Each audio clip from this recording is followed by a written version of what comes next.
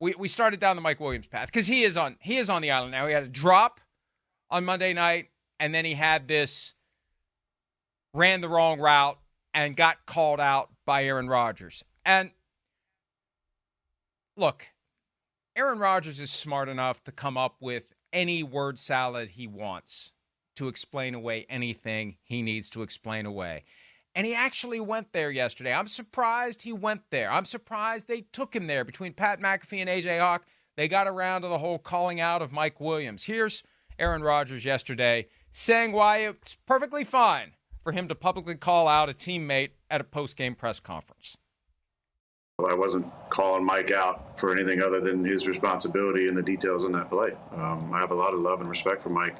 He did some nice things for us. On that play, he wasn't in the right spot. You can make more of that if you want to, but we all should be held to the standard. I hold myself to the standard of greatness, and when it hasn't been there, which it hasn't been at certain times, I've stood up there and said, I got to play better. I wasn't very good tonight. And I think hopefully that's an example for everybody else to start with themselves. But that question was about what happened on the last play. I said what happened on the last play, No. That is such a crock of shit. Sorry, London. That is such a crock. It is. It is. Look, there's a far cry. I mean, this is just a stone's throw from, I've been immunized. Like, we're not dumb, Aaron Rodgers. You might think we're dumb. You might think you're the smartest guy in the room, the smartest guy in the league, the smartest guy on the planet. We're not stupid. Standing at a podium saying, that's my fault, is not uncommon. It's expected in sports. Standing at a podium and saying, it's my teammate's fault and here's why, that doesn't happen. And when it happens, it should be called out. You want to make something of it? Yes, I do, Aaron, because that doesn't happen. That is I've filtered myself. That is a bad move. Right. Almost as bad as me saying what I was about to say, Michael Holley. Look, this is not, he's got a strange idea of accountability. And this is consistent. This is consistent with him.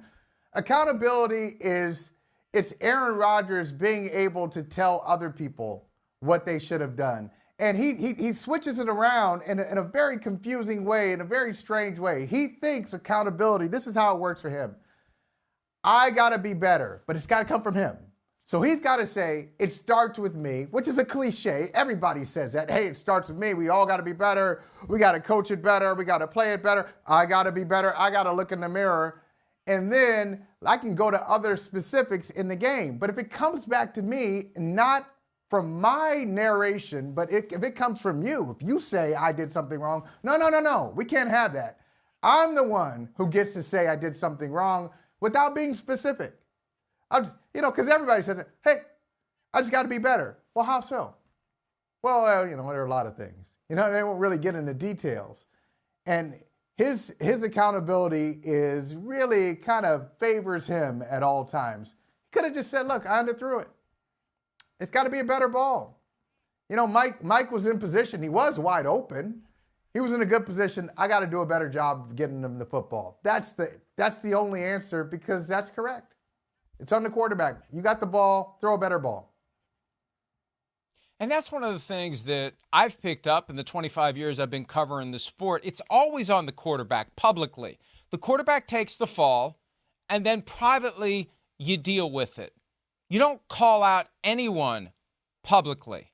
You don't. Well, you do if you're Aaron Rodgers. And you're right. It's this weird sense. If I say I need to play better, that gives me license to call out anyone else I want to. And it's not like he's got a history of doing that.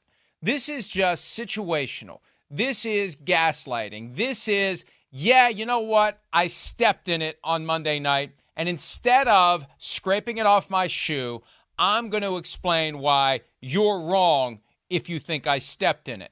I didn't step in it, even as it oozes at the bottom of my shoe. That's what he does, and that's what he's been doing, and that's what's offensive about it, because that's what happens.